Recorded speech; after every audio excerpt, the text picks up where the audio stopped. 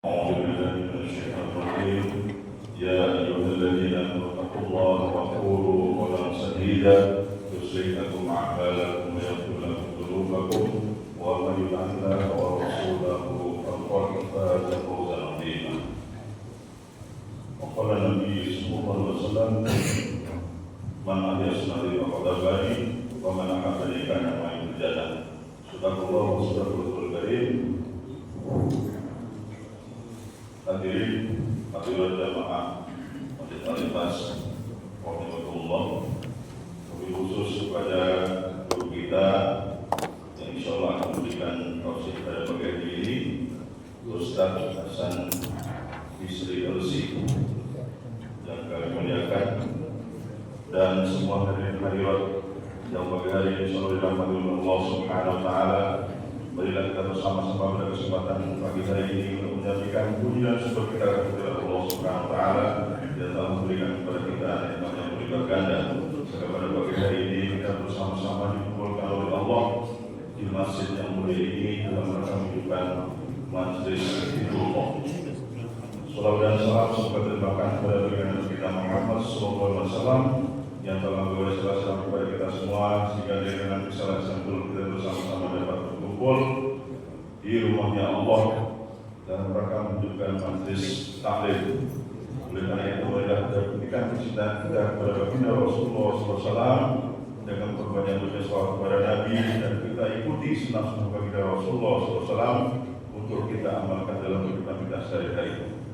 Hadirin hadirat berbahagia, izinkanlah kami sebelum membuka acara pada pagi hari ini kita bacakan sunan acara majelis zikir kita pada pagi hari ini. Yang pertama adalah pembukaan, yang kedua sambutan, yang ketiga tausiah kajian kebiasaannya yang akan disampaikan oleh Ustaz Hasan Bisri Elsi, dan terakhir keempat adalah penutup. Marilah kita buka acara pada pagi hari ini dengan baca umum kitab. Semoga dengan baca umum kitab kita semua dapat keberkahan dari Allah SWT. Dan sebelumnya ada aman dari Ibu Vivi, minta doanya dari jamaah semua. Semoga dengan bacaan Al-Fatihah Ibunda Vivi almarhumah Hajah Thailand Safina binti Batubara dalam rangka haul, beliau bersedekah kepada jamaah semuanya, minta doanya semoga diampuni dosanya oleh Allah Subhanahu wa taala, memperbaiknya dan diterima ke dalam kubur sebagai taman surga Allah Subhanahu wa taala. Ala inna maqamin sholihah wa ila qawli Nabi sallallahu alaihi wasallam. Al-Fatihah. Bismillahirrahmanirrahim. Alhamdulillahirabbil alamin arrahmanir rahim maliki yaumiddin. Iyyaka na'budu wa iyyaka nasta'in ihdinas siratal mustaqim siratal ladzina an'amta 'alaihim ghairil maghdubi 'alaihim waladdallin. Semoga dengan bacaan kita semua digunakan urusannya oleh Allah Subhanahu wa taala. Dan selanjutnya adalah sambutan dari Ketua DKM Masjid Al-Ikhlas oleh Bapak Ahli Al-Quran. Kepada beliau kepada bersyukur.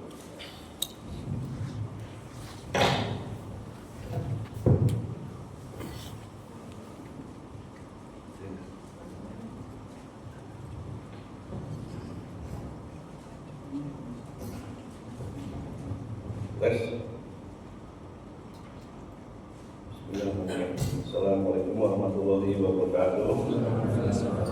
Alhamdulillah wassalatu wassalamu ala sayyidil mursalin wa ala alihi wa sahbihi ajma'in. Alhamdulillah para Ustaz Kiai Hasan Bisri, saya Tuan Muhammad. Alhamdulillah pada hari ini kita bisa ketemu lagi pada jam subuh yang biasanya kita rutin mingguan.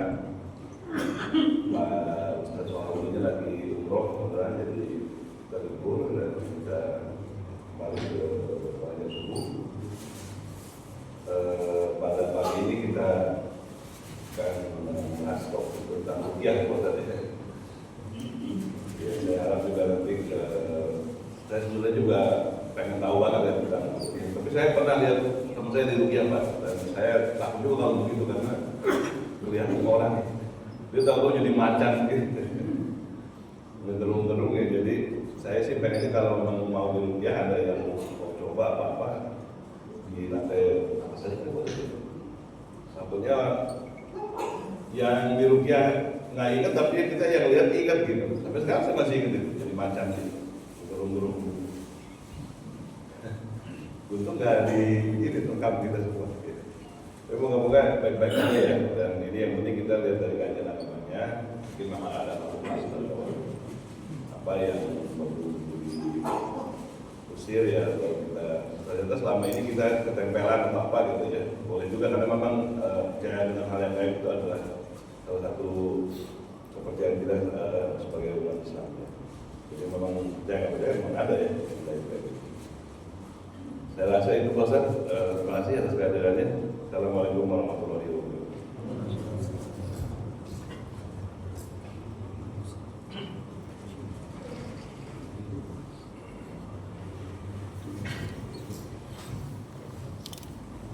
Yang tadi sambutan dari Bapak Ketua DKM kita, dan selanjutnya marilah kita bersama-sama kita ikuti Royal Syariah yang disampaikan oleh Kiai Hasan PLC sekaligus nanti praktek Royal Syariah. Jadi sebelumnya kita praktek Royal Syariah akan disampaikan lebih dulu tentang bagaimana keutamaan Royal Syariah. Nanti dilanjutkan dengan praktek langsung oleh beliau. Apabila nanti ada yang reaksi itu sesuatu yang biasa atau tidak reaksi, yang penting bagaimana gangguan-gangguan kita dari jin setan itu bisa terlepas dari diri kita senantiasa tenang dan juga kepada Allah Subhanahu wa taala. Tidak berpanjang kata kepada beliau, waktu kembali bersilakan. Pasal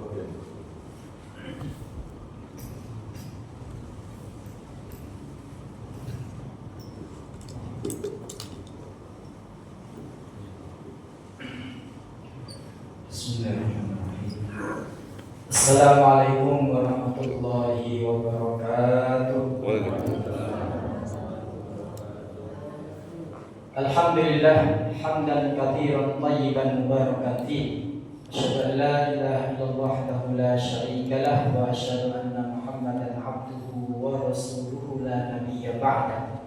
Allahumma salli wa sallim wa barik ala nabiyyika wa habibika Muhammad ibn Abdillah wa ala alihi wa sahbihi wa mawalah amma ba'd. Ya ayyuhalladzina amanu taqullaha haqqa tuqatih wa la tamutunna illa wa antum muslimun. Hadirin jamaah salat subuh Masjid Al-Ikhlas, terutama pada Ketua DKM dan jajarannya yang sama-sama kita hormati. Kita bersyukur kepada Allah SWT pada pagi hari ini kita bisa menunaikan salat subuh berjamaah dan kita jadikan dengan taklim.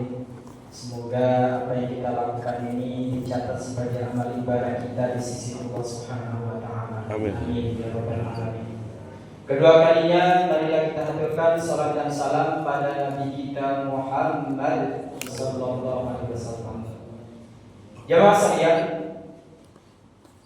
tentu kita semuanya sudah sering dengar yang namanya ruqyah.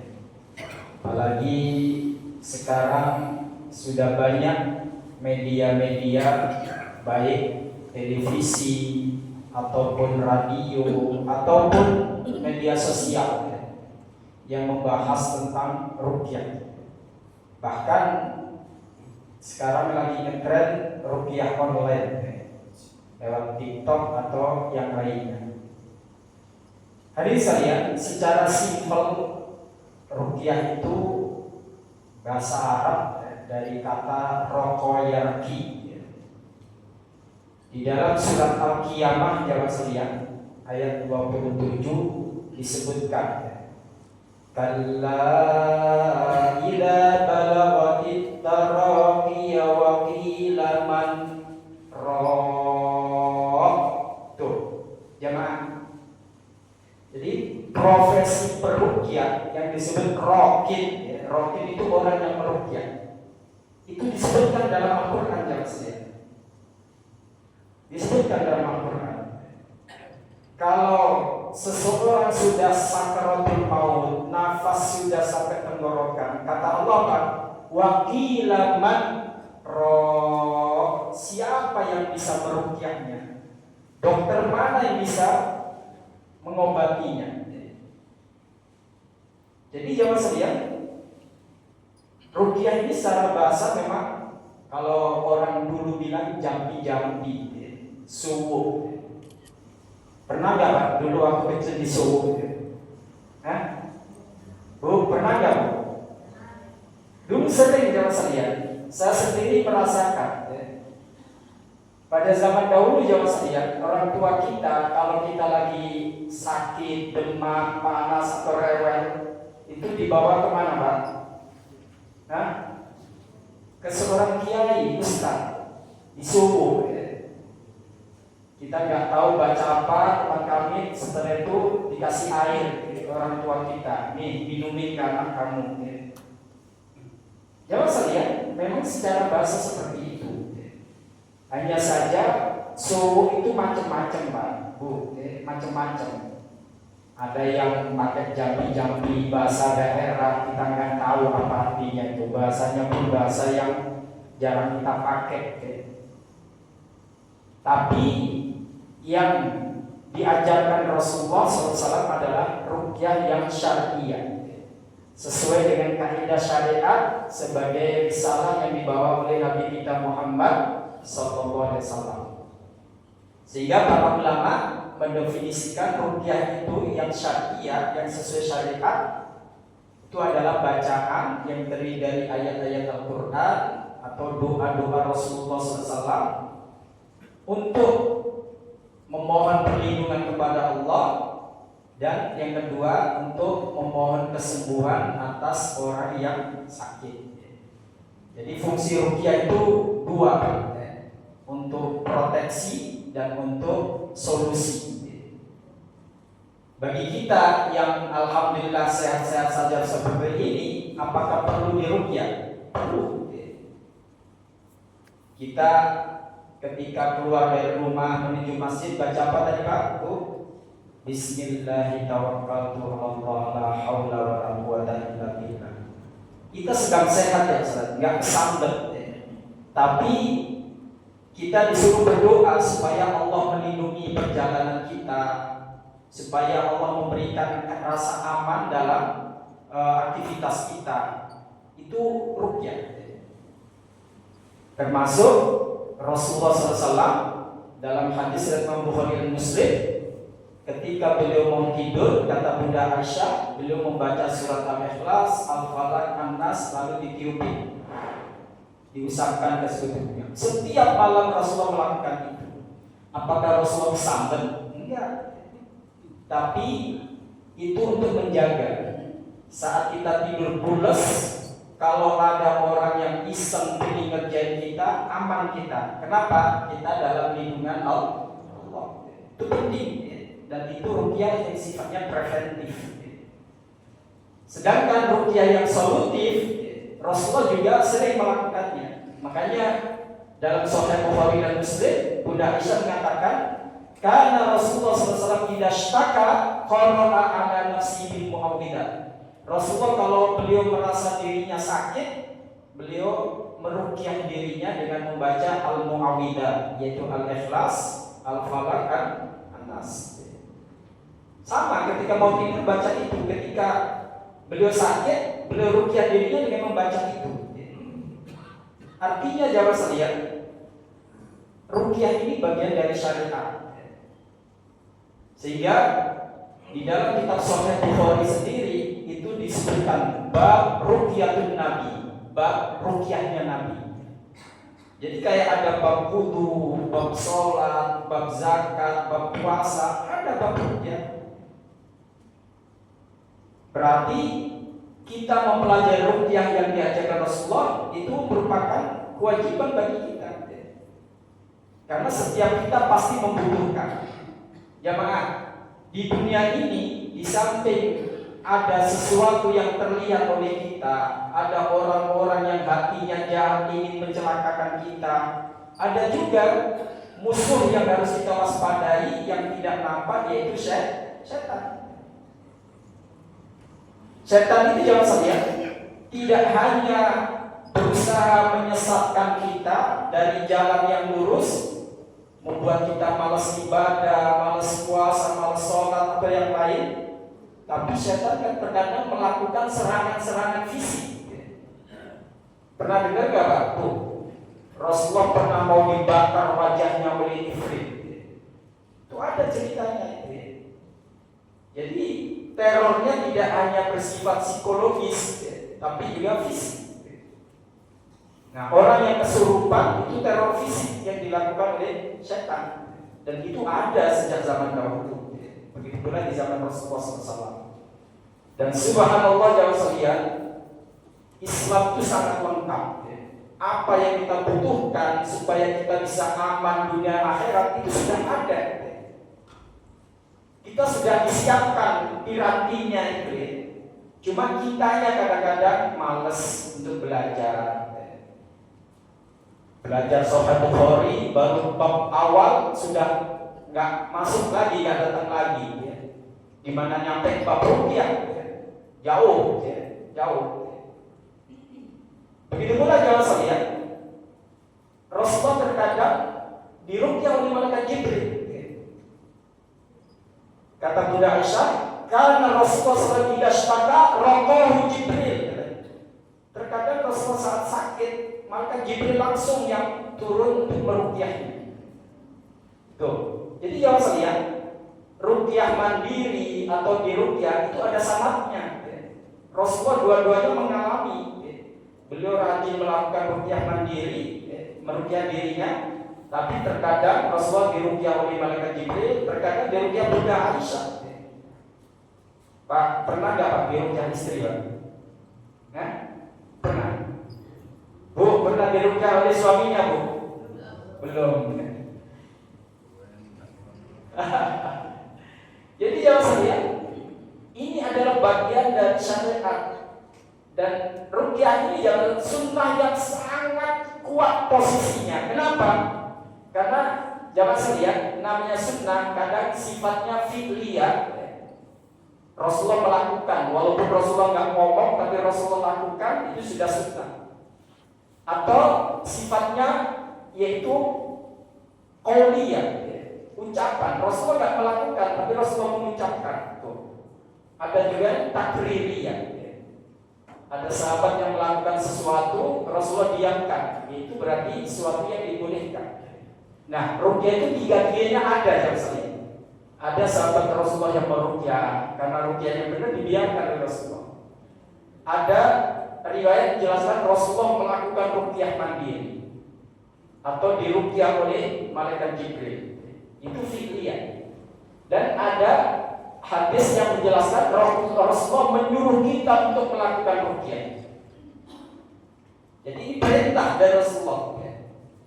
Di dalam kitab Al-Mustadrak karya Imam Hakim, Rasulullah SAW bersabda, "Alaikum bisyifa'ain." Gunakanlah dua kesembuhan. Tuh.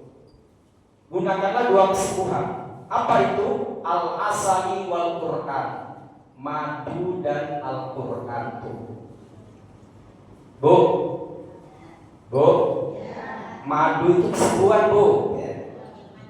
Madu yang mana? Madu yang keluar dari lebah itu Bu, bukan madu yang keluar dari apartemen ya. Jadi yang saya Rasulullah menginstruksikan kepada kita, alaikum bisyifa'in.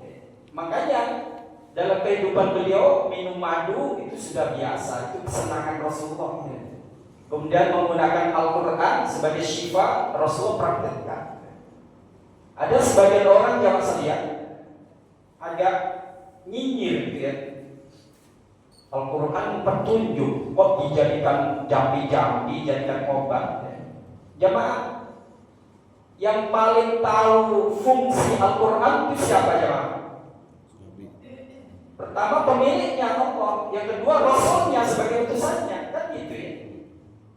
Allah di surat Al-Isra ayat 82 sudah menegaskan, wa nunazzilu minal Qur'ani ma huwa shifaa'un wa rahmatul lil mu'minin sebagai syifa dan rahmat bagi orang-orang mukmin. Apa itu syifa? Kesembuhan. Dan di dalam Al-Quran yang 30 juz 114 surat itu, kata syifa kesembuhan cuma disebut 4 kali oleh Allah. Dari surat Al-Fatihah sampai An-Nas.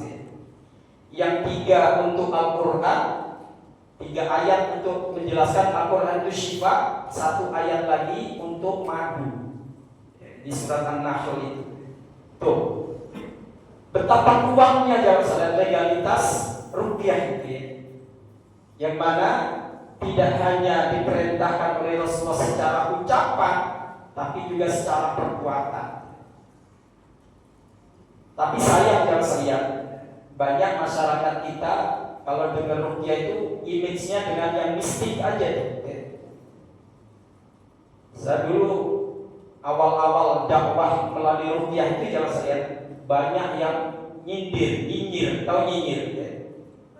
Sinis, sekolah tinggi-tinggi S1 ngurusin jin. Tuh, ada yang gitu ya saya. Padahal mereka belum tahu bahwa ruqyah itu merupakan salah satu yang direkomendasi Rasulullah SAW, baik untuk diri kita atau orang lain.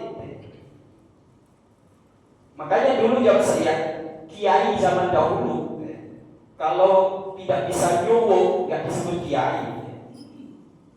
Punya pesantren besar, tapi kalau ada jamaah atau kaum muslimin yang sakit nggak bisa ngobatin, nggak disebut kiai kalau zaman dahulu. Karena memang sudah satu paket itu. Rasulullah sebagai peruqyah, iya.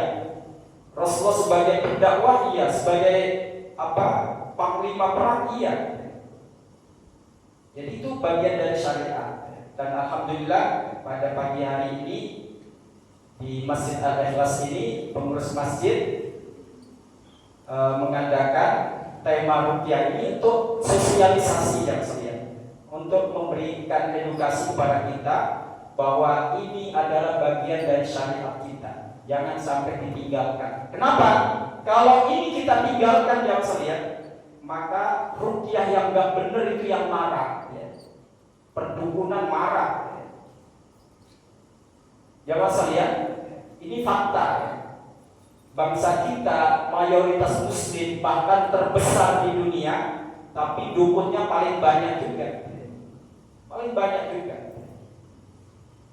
Makanya jawab sekalian, yang ditakuti oleh orang-orang luar, termasuk di Saudi sendiri, kalau ada TKI yang datang atau TKW, itu jimat. Itu banyak jawab sekalian. Orang-orang kita kalau ke sana itu bawa bekal, nggak hanya uang ya, tapi jimat. Itu banyak kasusnya itu. Jadi entah itu untuk menundukkan majikannya supaya nggak galak, supaya dia nurut. Ya. Ada juga yang dibuat yang lain untuk ngerjain. Nah ini tentu ya saya, akibat dari ruqyah syariah warisan Rasulullah yang kita pelajari, yang kita praktekkan, maka ruqyah yang batil, yang nggak benar, itu yang muncul.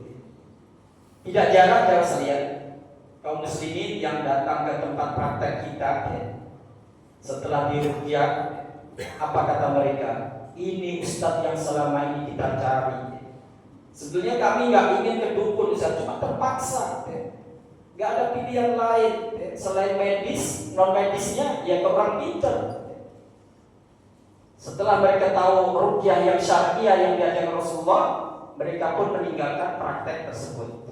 Nah, jemaah, kalau ini nggak kita praktekkan dalam kehidupan kita, akhirnya yang batil itu yang digunakan oleh masyarakat kita. Bagaimana tanggung jawab kita di hadapan Allah nanti? Padahal Rasulullah sudah mengajarkan kepada kita. Nah, jawab sekalian, sebelum kita lakukan praktek ruqyah nanti, ada beberapa poin yang perlu dipahami. Bahwa yang pertama, ruqyah ini adalah tidak hanya sebagai sunnah Rasulullah SAW, tapi ini sebagai kebutuhan kita, kebutuhan sehari-hari kita. berdoa kepada Allah, minta perlindungan, minta kesehatan, itu adalah bagian dari ibadah kita. Maka dari itu kita harus mengetahui mana yang syariah, mana yang syirik.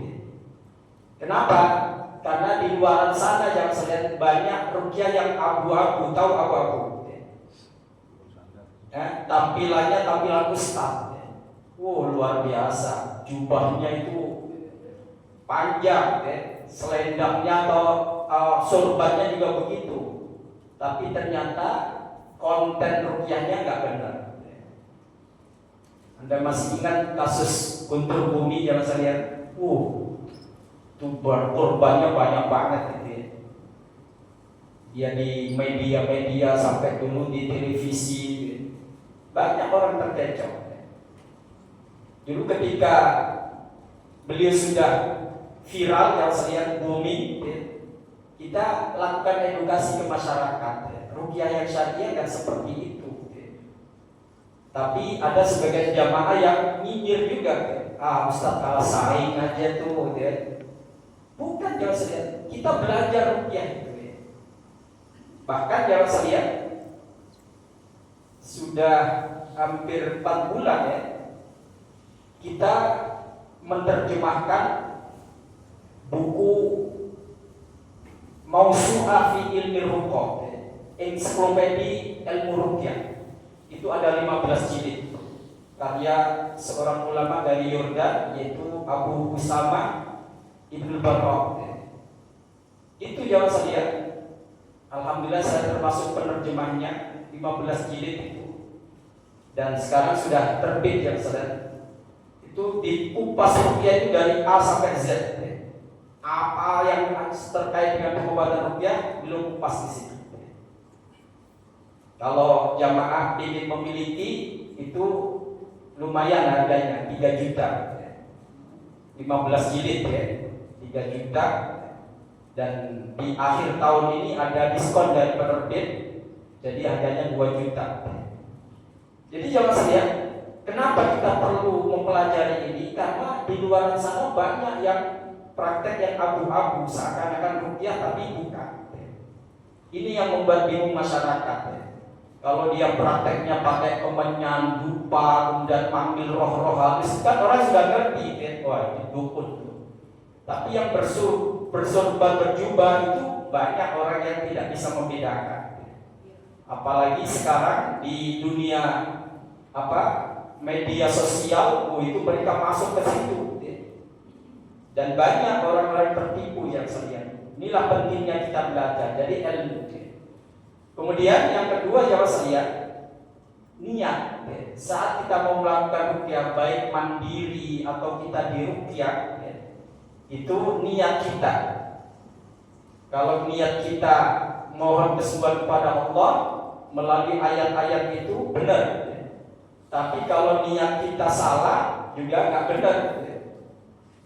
Kita niatnya disembuhkan oleh ustaz atau oleh doa-doa tadi, enggak. Itu hanya cara kita untuk memohon kesembuhan kepada Allah. Yang menyembuhkan siapa jemaah? Allah.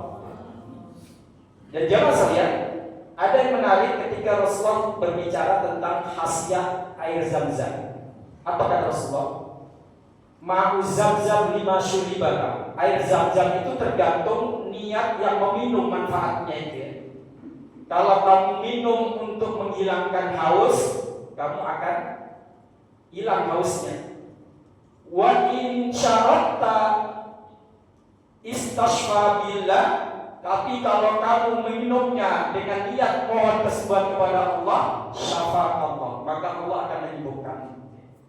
Nah, ayat-ayat Al-Quran juga begitu ya sekalian. Kalau Anda mau melakukan ruqyah mandiri, maka niatkan untuk meruqyah diri kita. Kalau niat kita untuk tilawah biasa, yaitu ada pahala, memang itu ibadah kita kepada Allah. Tapi nilai kesembuhan yang kita dapatkan. Makanya niat kita itu penting. Saya kadang dikomplain oleh pasien gitu ya. Ustaz, anak saya bacakan Al-Fatihah berkali-kali, gak ada ngefek. Tadi Ustadz baru baca sekali udah muntah-muntah dia. Ya niatnya apa ya? Kalau niatnya kita tilawah biasa dapat pahala ibadah kita kepada Allah, tapi niat kita mohon kesembuhan kepada Allah. Sebagaimana air Zam-Zam yang saya lihat materinya satu kata Rasulullah, tapi kalau niatnya berbeda hasilnya juga akan berbeda. Kemudian selanjutnya jawab saya, ketika kita melakukan ruqyah kita harus bersihkan tauhid kita. Jangan masih ada yang percaya dengan akid yang punya kekuatan ghaib lah, ya. Percaya dengan jimat-jimat. Ya. Bagaimana kita mohon kepada Allah kalau kita masih menyekutukan Allah? Ya. Itu penting. Ya. Ada beberapa kasus yang saya lihat, pasien yang kita ruqyah, reaksinya luar biasa. Ya. Tapi kesembuhan itu belum datang juga, masih dirasakan. Ketika kita tanya ada yang disimpan nggak? Ya, ada jimat, ternyata di dompetnya itu disimpan jimatnya. Begitu kita bakar jimatnya, dia langsung lemes. Ya. Ada yang seperti itu. Ya. Maka dari itu jangan sampai kemudian akidah kita ini masih bermasalah, tapi melakukan ruqyah kemudian nggak ngefek. Nah itu kesalahan kita memang. Maka kita bersihkan. Dan juga begitu jangan sekalian, ruqyah itu bukan kayak orang gigit cabai gitu ya, begitu gigit langsung pedas. Ruqyah itu kan doa. Kadang sekali terapi, alhamdulillah Allah kasih kesembuhan. Kadang perlu beberapa kali. Pasien kita juga begitu, ada yang sampai berkali-kali. Namanya usaha. Kalau Allah kabulkan saat itu alhamdulillah, kalau tidak ya kita lakukan lagi. Toh itu ibadah. Nah itu keistimewaan ruqyah yang saya. Kalau ada ke dokter, begitu disuntik, begitu dikasih resep, kita minum. Kalau sembuh alhamdulillah, kalau enggak ya kita ulang lagi kan, kita kontrol lagi kan gitu ya. Tapi kalau ruqyah yang sembuh enggak sembuh pahalanya gede. Kenapa? Ya kita baca ayat, yang ruqyah baca ayat, yang diruqyah dengarkan, dapat pahala nggak jemaah? Halo? Yang dengerin dapat nggak? Dapat. Walaupun kesembuhan belum kita rasakan, pahala berlimpah. Itu dasarnya ruqyah. Bayangkan, satu huruf dibalas berapa? 10 kebaikan. Kita baca Al-Fatihah aja berapa huruf itu jemaah? Kan gitu ya. Di samping itu yang saya, ini adalah cara kita untuk mendekatkan diri kepada Allah.